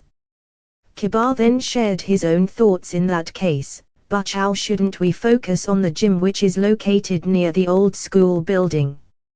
If we capture it, then we will have a route to the new school building, and since the gym is a passage to both buildings, we will also be able to restrict the enemy's movement. Rias nods at Kiba's opinion. Yes, I agree with you, which is why we will first capture the gym. In terms of location, Riza will probably station one of his rooks there. Since it's inside a building, it would be better to prioritize destructive power over mobility. Everyone nodded. What about his queen? She possesses a lot of destructive power, so he might decide to place her there. Rias shook her head. He won't send her. In games where he has the advantage, Riza will keep his queen with him while letting his other subordinates take the field. She will make a move afterwards, but not at the start. At least that is one less threat to deal with for now. Matsuda breathed a sign of relief. Yuito and Koneko, I need you two to set a trap in the forest. Take another map with you and make sure you mark the places where you set the traps in. I will make a copy afterwards and hand it to everyone. Yes. Koneko and Kiba leave the room straight away after taking a map and a weird-looking toolbox with them. Everyone else is on standby until they finish setting up the trap. Keno. Yes, after Yuito-kun and Koneko-chan return, can you cast some illusions and mists around the forest as well as the sky? Please make sure it only reacts to Riza's group. He will no doubt send many of his pawns through the forest or the sky in order to promote them as early as possible. The traps will also be very useful when the battle becomes intense, the mid-game. Therefore, I'll leave the issue regarding the mists and illusion to you, Keno. I understand, Bachao. Keno confirms. The strategy had now begun. Matsuda and Aisha, however, seemed to fidget as they had no idea what they were supposed to do. Bachao, what are we supposed to do? Matsuda pointed at Aisha and himself. Aisha will be sticking with me throughout the fight, acting as my support. Matsuda-kun, you are a pawn, so you will have to use promotion whenever you reach the enemy's base. Yes, he replied energetically. Rias then waves her hand towards him. Sit here. Matsuda sits next to her. She then points at her lap. Lay down here. Matsuda gasped. Is this the legendary lap pillow? I will be in your care. Matsuda unconsciously bowed to Rias as he placed his head on his beloved Bachao's lap while gulping down his saliva. The moment his cheek touched her soft lap, he felt like he was in heaven and could die a happy man. He started crying without even noticing it. Rias sighed while looking at him. Why are you crying? It's because I'm getting a lap pillow from Bachao. I'm so moved that the tears won't stop. I will never forget this sensation for as long as I live. Thank you, Bachao, for this precious gift. You do know I could have given you a lap pillow at any time. I will be happy to give it to you again. Really, said a surprised Matsuda. Rias nodded. Of course, and I am sure even Aisha-chan would be more than happy to give you one as well. Isn't that right, Aisha? Matsuda turned his head without leaving Buchow's thighs and looked at Aisha, who seemed to be looking at him with teary eyes. She nodded her head several times, indicating she would be more than happy to give Matsuda a lap pillow should he ask for it. Rias then placed a hand on his forehead. Matsuda then felt a big change in his body as his power seemed to suddenly grow. I unlocked a small portion of the seal that I had cast on you. Huh?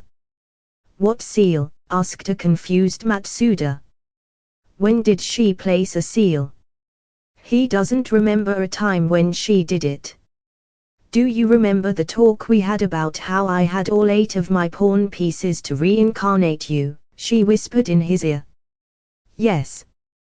Well, at the time, your strength as a devil was very low, so I was forced to put a limit on your power because your body would not have been able to handle the power of 8 pawn pieces.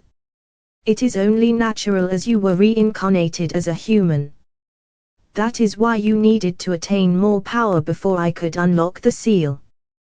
Thankfully, thanks to Issei's and Tiamat's summer training, you have grown tremendously, so I am now able to release a bit of the seal. Rias then started to pat his head.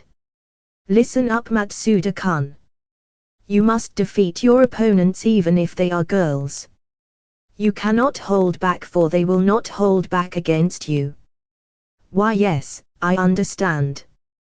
Besides, I have to avenge my previous defeat to that pawn.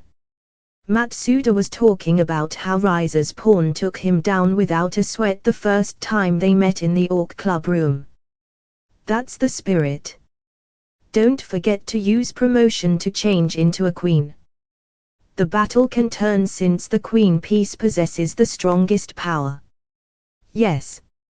Although it still feels weird, who is a guy, to turn into a queen? Couldn't they just say that men pawns turn into kings while female pawns turn into queens? Rias giggled at his response. Phew, it's just a name for the role in chess, Matsuda-kun, so you don't have to think too deeply about it. We are already at a numerical disadvantage against Riza, so you will have to prepare yourself to surpass your limits. Just like Issei-kun mentioned, our situation will become extremely dire should we lose even a single member. Yes, Buchow. He stated, clenching his fist with determination. Buchow. I will definitely make you win. Just watch me. Matsuda shared his feelings with Rias. Rias smiles after hearing that. Yes, I will be relying on you, my adorable Matsuda-kun. I'll also be relying on you, Aisha-chan. Do not get separated from me under any circumstances. It will be over for us if we lose our healer. Hi Buchow. I will do my best, replied a nervous Aisha. Once Kiba, Koneko and Akeno came back from their assigned tasks, it was time to head out. Okay then, Matsuda-kun. Koneko-chan, I will be counting on you to take over the gym. That location will be an important place. Koneko and Matsuda nod at Rias. Yes, Buchow, they both answered. Then I will be going as well. Kiba was getting ready to leave as well. Kiba, please move accordingly to what we discussed. Roger that. Aisha will be on standby with me until it is time to move. Make sure to notify me as you require healing. Akeno, I trust you to move when you think the time is right. Yes, Buchow, responded Akeno. Rias trusted her to move depending on the situation. Rias then steps forward after she checked on everyone. All right everyone, are you ready? Our opponent is Riza, an immortal Fnex, as well as someone who is said to be a genius from his household. Let's go and blow him away. Yes, everyone replied before rushing to battle. Matsuda-san. Everyone. Do your best. Aisha cheered everyone as they left. Matsuda and Koneko immediately headed towards the gym back door entrance. They couldn't use the main door because it was connected to the new school building, so their intrusion would be spotted and it is likely they would be ambushed. Luckily, the back door wasn't locked, so they were able to enter without issue. As they were slowly walking towards the court, Koneko mutters, "I sense 4 enemy presences." However, before Matsuda could utter a reply, a loud voice echoed within the gymnasium. "We know you are there, servants of Gremuri. We watched you coming inside, no point in hiding anymore." Matsuda and Koneko showed themselves as they approached their opponents. As Koneko stated, there were 4 opponents. Xulin, Rise's Rook, the twins Il and Nell, and finally Myra, the girl who defeated Matsuda with ease before. Just as Rise predicted, Rise sent a Rook to this location. Matsuda immediately activated the boosted gear and started boosting himself. "Boost, I will take care of the Rook, Matsuda-senpai. I leave the pawns to you." "Will do. Make sure you win, Koneko-chan," replied Matsuda, earning him a nod from Koneko. They both stood in front of their opponents. Xulin held a kung fu stance, Myra held her staff, and the twins grabbed, to Matsuda's surprise and horror, their chainsaws. What the hell? He couldn't believe those girls were holding such dangerous weapons. He really needed to be careful here. "Make sure to block them with the boosted gear," warned Drake. "Don't need to tell me twice," replied Matsuda. "Boost." Matsuda boosted himself once more. "It's time to disassemble you both," the twins said happily as they swung their chainsaws at Matsuda. He quickly dodged one of them and successfully defended the second one with his boosted gear. He quickly tackled one of the twins with his shoulder in order to create some distance. However, he had no time to think as Myra used that time to swing her staff at him. Matsuda managed to dodge by a thin margin as her weapon tore his shirt. What a sharp thrust! Thankfully, thanks to Issei's training, Matsuda's reaction speed seemed to be on point. Unlike last time when he got wrecked by Myra, this time he could see her attacks. A bit further away, Koneko and Xulin had already begun their fight with each other, sending punch after punch against one another.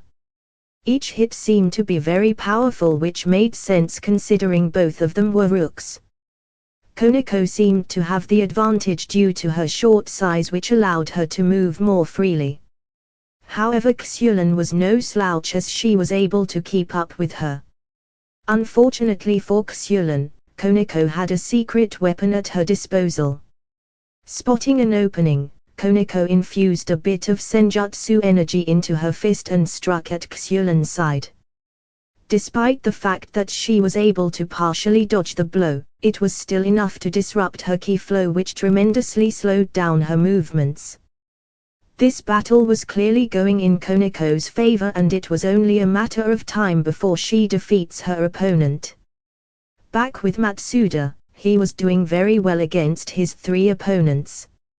He was able to dodge their combined assault while continuously boosting himself. His opponents were clearly frustrated at the fact that they could not land a single hit on the pervert. "Ah, geez. This is so frustrating, why can't I hit him?" The twins were so angry that they were stomping their feet on the ground. "Stop moving and die," Myra stated, also irritated that her attacks weren't going through. "Hell no, I don't want to die," said Matsuda as he dodged another strike from Myra. "Boost, nice, I think it's time to go on the offensive." He had accumulated enough boosts and it was time to use them. "Let's do this, Drake!" shouted Matsuda. Explosion! Matsuda was getting overflowed with power and now it was time to attack. "I'll take care of you two first." He looked at the twins before dashing quickly towards them. The twins couldn't react to his newfound speed as he sent one of the twins flying after landing a hit on her. "How dare you hit my sister!" shouted the other twin in anger as she swung her chainsaw once again at Matsuda. However, Matsuda easily dodged it and delivers another hit to the other sister, also sending her backwards. Just in time, since Myra tried to use this moment to land a hit on Matsuda with an overhead swing of her staff. Matsuda simply twisted his body and broke her weapon with a karate chop. Without a moment to spare, he hit Myra away. Kyashi rolls on the floor while screaming. The twins finally managed to get back in the fight. Damn it, if we lose to a guy like him, Riza-sama will be mad at us. We won't lose. We will disassemble you for sure. This time both of them turned on their chainsaws once again, but were startled when they heard Matsuda start to laugh. Ha ha ha, you won't be acting that way for long. It's time to finish this. I have already managed to accomplish the necessary condition to activate my technique. Now, behold, my ultimate technique. What happened next was something no one had seen coming. Dress break. With a snap of his fingers, his magic activated and instantly shredded all three of the girls' clothes, including their undergarments, exposing their naked form to Matsuda. Instantly, a lot of blood burst out his nose, extremely happy to see that his magic worked. All three girls shrieked as their voice echoed throughout the gym. They all ducked down to the floor, trying desperately to cover their private parts. Ah ha ha ha, how's that? This is my ultimate technique that I have spent so many days perfecting with Issei. I call it dress break.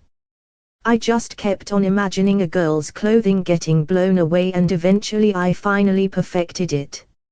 Matsuda shouted with excitement. You are the worst. Enemy of all women, beast, sex fiend. The girls were all hurling insult after insult at the pervert while having tears in their eyes, but Matsuda didn't care. Pervert, I have misjudged you. That is, until he heard Koneko muttering her own insult, which stabbed his heart. That was when they both heard a sound from their earpiece. Koneko, Matsuda. Can you hear me? They both heard Rya's voice. Yes. Both Koneko-chan and I can hear you. We are in the middle of battling our opponents and are doing very well, Matsuda responded. That's great, but Akeno has already completed her preparations, so I want you two to move according to the plan. Matsuda and Koneko both glanced at each and nodded before immediately dashing away to the central entrance while ignoring their opponents. You dare turn your back to your opponents? Come back here, the fight isn't over yet. Weren't you supposed to defend this place? Riza's servants were shocked that they would simply run away. However, the answer to that came as soon as Koneko and Matsuda left the building. An instant flash covered the entire gym and then boom, a huge lightning fell down from the sky and blew up the entire gym along with Riza's peerage. Riza's Phoenix 3 pawns and 1 rook retires. Graphier announcement could be heard broadcasted around the field. We did it, Koneko-chan celebrated Matsuda as he tried to put his hand on her shoulder, but she avoids him. Please don't touch me, pervert. Koneko glares at Matsuda, who backs away, understanding that any girl would have that reaction upon seeing his technique. He, don't worry Koneko-chan, I won't use it on my comrades. You just admitted that you used that lowly technique on Issei, so I don't trust you.